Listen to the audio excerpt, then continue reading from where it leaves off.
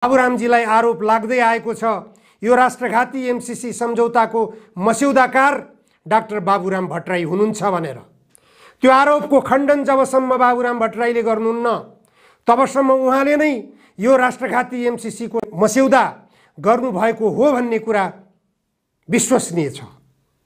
त्यसकारण यो राष्ट्रघाती सम्झौता यदि बाबुराम भट्टराईजीले गर्नुभएको हो भने उहाँले राष्ट्रका विरुद्ध गम्भीर अपराध गर्नुभएको छ। देशलाई गम्भीर जन्जालमा फसाउन उहाँले षड्यन्त्र गरिरहनु भएको छ। यदि होइन भने उहाँले स्पष्टीकरण दिनुपर्छ, मैले एमसीसी सम्झौताको मस्यौदा गरेको होइन भनेर। डाक्टर मेरी डेस्ने अमेरिकाको प्रोफेसर हुनुहुन्छ। उहाँले प्रत्यक्ष रूपमा बोल्नुभएको छ डाक्टर बाबुराम भट्टराईले एमसीसी सम्झौताको मस्यौदा गर्नुभएको हो भनेर। यस्तो राष्ट्रघाती सम्झौताको मस्यौदा डाक्टर बाबुरामले गर्नुभएको हो भने उहाँ राष्ट्रघाती अपराधी हुनुहुन्छ।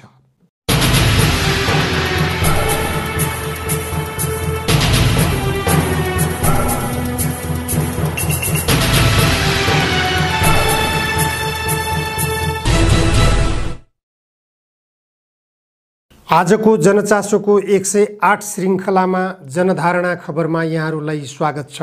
देश आन्दोलित छ। प्रत्येक जिल्लाका सदरमुकामहरूमा जनता एमसीसीका विरुद्धमा सडकमा उत्रिएका छन्। सडकमा लाठीचार्ज भइरहेका छन्। जनताका टाउकामा प्रहरीले लाठी बर्साइरहेको छ। टाउका फुटेका छन् जनताका। यता संसद चलिरहेको छ काठमाडौँमा। संसदमा सांसदका कुर्सीहरू भाँचिएका छन्। हिजो नेकपा एमालेका सांसदहरूले संसद अवरुद्ध गर्ने क्रममा नेपाली काङ्ग्रेसका नेता प्रकाशमान सिंह र शशाङ्क कोइराला बस्ने कुर्सी भाँचिदिएका छन्। संसदभित्रको यो रौद्र रूपले यो संसद जनता र देशको हितमा, जनता र देशको सवालमा सोच्ने, छलफल गर्ने र निर्णय लिने थलो होइन। यो विदेशीहरूको स्वार्थमा केन्द्रित रहेर निर्णय लिने थलो हो भन्ने कुरा स्पष्ट भइरहेको छ। जनताका टाउकामा प्रहरीले किन लाठी बर्साए भनेर एकजना सांसदले प्रश्न पनि उठाएका छन् संसदभित्र। तर त्यो प्रश्नको उत्तर कसैले पनि दिन आवश्यक ठानेनन्। सभामुखले ती सांसदको प्रश्नप्रति कुनै वास्ता गरेनन्। केवल सभामुखको दृष्टिकोण के थियो, उनको चाहना के थियो, उनको प्रयास के थियो भने सरकारले पेश गरेको आर्थिक प्रतिस्थापन विधेयकलाई पारित गराउने, जसरी पनि पारित गराउने। विपक्षी दलका नेताहरूले के विषयमा आवाज उठाइरहेका छन् त्यो विषयको टुङ्गो नलगाएर जबरजस्ती पेलेर निरङ्कुश शैलीबाट संसद सञ्चालन गरेर त्यहाँ हरेक कुरालाई जबरजस्तीपूर्वक पारित, पास, बहुमतले पास गर्यो। यस खालका राणाकालीन शैलीका निर्णय गर्दै संसदलाई एउटा जोकरहरूको अखडाको रूपमा परिणत गरिएको छ। प्रतिनिधिहरूको सर्वोच्च संस्था हो। जनप्रतिनिधिहरूको यो सर्वोच्च संस्थालाई त्यही भएर कम्युनिस्टहरूले भन्ने गर्दछन् खसीको टाउको देखाएर कुकुरको मासु बेच्ने थलो हो। त्यसलाई पुष्टि गरिरहेका छन्। एकातिर प्रमुख प्रतिपक्षी दलले संसदमा आवाज उठाइरहेको छ। त्यो आवाजको सम्बोधन गर्नु सभामुखको कर्तव्य हुन्छ।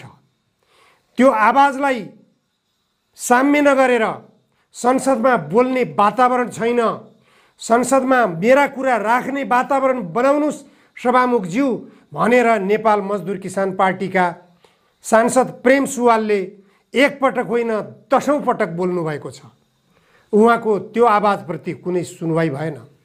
मलाई रोस्ट्रममा आएर बोल्न दिनुस्, मैले राख्नुपर्ने विषयहरू गम्भीर छन् भनेर प्रेम सुवालले पटक पटक दोहोर्याउनु भयो। तपाईँ त्यहीँबाट बोल्नुस्। अनि सुवालले भन्नुहुन्छ फेरि विपक्षीहरूको यो अवरोधको आवाजले, यो नाराबाजीले गर्दा म बोलेको सुनिँदैन, मलाई बोल्ने वातावरण भएन, मलाई बोल्ने वातावरण बनाइदिनुस्। त्यो आवाज सुनिँदैन फेरि, मलाई रोस्ट्रममा बोल्न दिनुस् भनेर माग गर्नुहुन्छ। तर सभामुखले भन्नुहुन्छ तपाईँ त्यहीँबाट बोल्नुहोस्।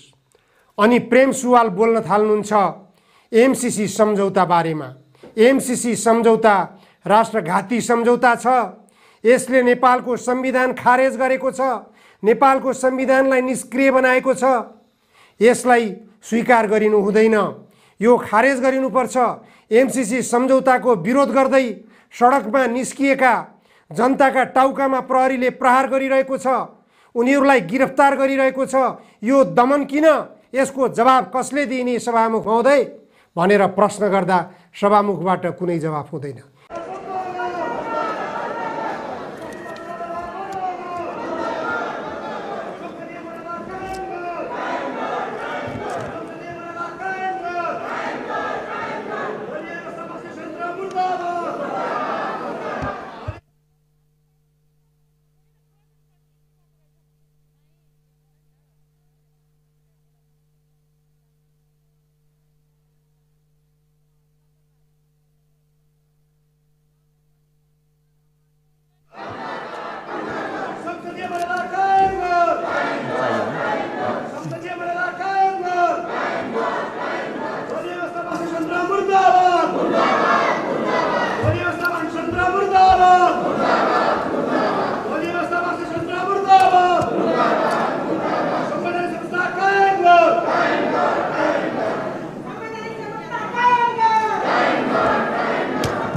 सम्मान्य सभामुख महोदय,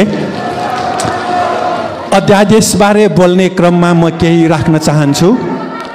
अमेरिकी साम्राज्यवादले संसारलाई दुःख दिने कुरा संसारका सबै जनतालाई थाहा भइसकेको विषय हो। यो यथार्थ नेपाली जनताले पनि बुझिसकेका छन्। यो सङ्घीय संसदका सबै मान्यहरू अब दुविधामा पर्नु आवश्यक छैन। बुढो बाघले शिकार गर्न नसकेपछि चुरा देखाउने र शिकार गर्ने र झम्टने कथा हामी सबैलाई थाहा छ। विष भनी थाहा पाइकन खाए के हुन्छ? एमसीसी त्यही हो। अमेरिकी अधिकारीहरूले सही थरी कुरा गर्दैछन्, हामी उनीहरूको सही थरी कुरामा फस्नुहुन्न। एमसीसी संविधानभन्दा माथि होइन भन्दै तल राख्ने अमेरिकी साम्राज्यवादको चाल हो। सभामुख महोदय, शान्तिपूर्ण भेला प्रदर्शनमा सहभागी हुन पाउने जनताको संवैधानिक अधिकार हो। देशघाती एमसीसी सम्झौता खारेज गराउन भदौ 21 गते शान्तिपूर्ण प्रदर्शन र भेलामा सहभागी नेपाल मजदुर किसान पार्टीका जनवर्गीय संगठन, नेपाल क्रान्तिकारी युवा सङ्घ र नेपाल क्रान्तिकारी विद्यार्थी सङ्घका कार्यकर्ताहरूमाथि गृह प्रशासनले लाठी प्रहार गरी निर्मम दमन गर्यो। त्यो दमनमा युवा कार्यकर्ता कृष्ण प्रसाद डुमरेको टाउकोमा गम्भीर चोट लाग्यो। गृह प्रशासनको लाठी प्रहारबाट प्रदर्शनमा सहभागी लक्ष्मी प्रसाद यौमिका, कृष्ण प्रसाद कोजु, रामेश्वर राणा मगर, दिनेश विक, श्याम बासुकला, जगतराम धुक्वा, रेनी ट्वायना, बुद्ध लामा लगायत दर्जनौं कार्यकर्तालाई चोट लाग्यो। प्रधानमन्त्री देउबाजी र गृहमन्त्री खानजीले अमेरिकी सरकारलाई खुसी पार्न शान्तिपूर्ण भेला तथा प्रदर्शनमाथि निर्मम दमन गराएकोमा नेपाली जनता विरोध गर्दैछन्। शान्तिपूर्ण भेला तथा प्रदर्शन गर्ने जनताको संवैधानिक अधिकार हनन नगर्न यो गरिमामय सदन मार्फत हामी प्रधानमन्त्री देउबाजी र गृहमन्त्री खानजीलाई खबरदारी गराउन चाहन्छौँ। अमेरिकामा गोरा प्रहरीले कालो वर्णका जर्ज फ्लोइडको घाँटी थिचेर हत्या गरेपछि व्हाइट हाउस अगाडि पुगेका जनआक्रोशदेखि तर्सेका तत्कालीन राष्ट्रपति ट्रम्प बङ्करमा लुक्न गएका थिए। दक्षिण भारत पुगेका हरेक पल्ट भारतका प्रधानमन्त्री मोदीलाई कालो झण्डासहित विरोध हुन्छ। शान्तिपूर्ण विरोध प्रदर्शनलाई दबाएकी भारतीय प्रधानमन्त्री इन्दिरा गान्धीलाई नाकैमा थप्पड हानिएको थियो। एमसीसी सम्झौताको विरोधमा हामीले गत वर्ष नै काठमाडौँ स्थित अमेरिकी राजदूतावासमा अगाडि शान्तिपूर्ण प्रदर्शन र राजदूतावास मार्फत तत्कालीन राष्ट्रपति ट्रम्पलाई विरोध पत्र पठाएका थियौँ। एमसीसी सम्झौताको विरोधमा सडकमा शान्तिपूर्ण विरोध प्रदर्शन गर्न नपाउने भए नेपाली काङ्ग्रेसको केन्द्रीय कार्यालय अगाडि प्रदर्शन गर्ने हो। अमेरिकी नियोग एमसीसी का अध्यक्ष एमसीसीका उपाध्यक्ष फातिमा सुमार शासक दलका नेताहरूलाई एमसीसी सम्झौता संसदबाट अनुमोदन गराउन दबाब दिन काठमाडौँ आएकी थिइन्। प्रधानमन्त्री देउबाजीले पूर्ववर्ती ओली सरकारको अध्यादेश बजेटलाई जस्ताको तस्तै पारित गरेर एमाले सहितको सहभागितामा एमसीसी सम्झौता पारित गर्ने तयारी गर्दैछन्। नेपाली कङ्ग्रेसको ललिपपमा एमाले फस्नु हुँदैन। एमसीसी सम्झौता पारित गर्न खोज्ने नेताहरू अफगानिस्तानका राष्ट्रपति जस्तै देश छोडेर भाग्नुपर्ने दिन टाढा नहुने जनताको गुनासो छ। यसकारण अमेरिकी सैन्य गठबन्धनसँग सम्बन्धित एमसीसी सम्झौता खारेज गर्न गराउन नेपाली जनता र देशको पक्षमा उभिन सम्पूर्ण मान्यज्यूहरूमा सभामुख महोदय मार्फत हार्दिक आग्रह गर्दछु। यस्तो पनि संसद हुन्छ? यो संसद हो कि केटाकेटीहरूको घरकुली हो, केटाकेटीहरू खेल्ने थलो हो। यो कुनै संवेदनशील सवालमा छलफल छैन। एमसीसी सम्झौता राष्ट्रघाती सम्झौतालाई पारित गराउन भनेर एमसीसीका उपाध्यक्ष नेपाल आइपुगेकी छन्। उनले प्रत्येक दलका नेताहरूसँग भेटेर नेताहरूलाई लबिङ गरिरहेकी छिन्। नेपाली जनतामा आतंकको घर बनेको छ। एमसीसी सम्झौता पारित भयो भने अमेरिकाको युद्ध यहाँ थोपरिनेछ। अमेरिकाको युद्ध उन्माद यहाँ बर्सिनेछ। यहाँ नेपाली आकाशमा बमका गोलाहरू बर्सिनेछन्। त्यो त्रासले नेपाली जनता आतंकित छ। त्यो नेपाली जनतामा सृजना भएको आतंकले सडक राताम्य भएको छ। झन्डा बोकेर जनता सडकमा उत्रिएका छन्, कालो झन्डा प्रदर्शन गरिरहेका छन्।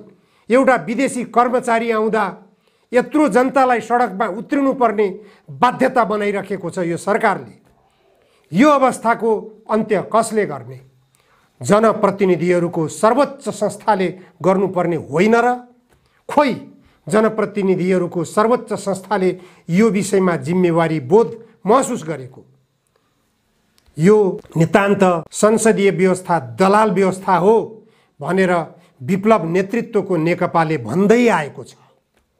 यो व्यवस्थाको विकल्पमा वैज्ञानिक समाजवाद ल्याउँ, वैज्ञानिक समाजवाद वा यो दलाल संसदीय व्यवस्था जनतालाई रोज्न दिउँ।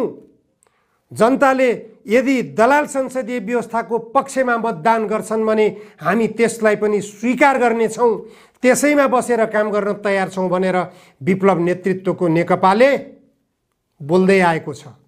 उसको आवाजतर्फ संसदमा छलफल हुनुपर्ने होइन र?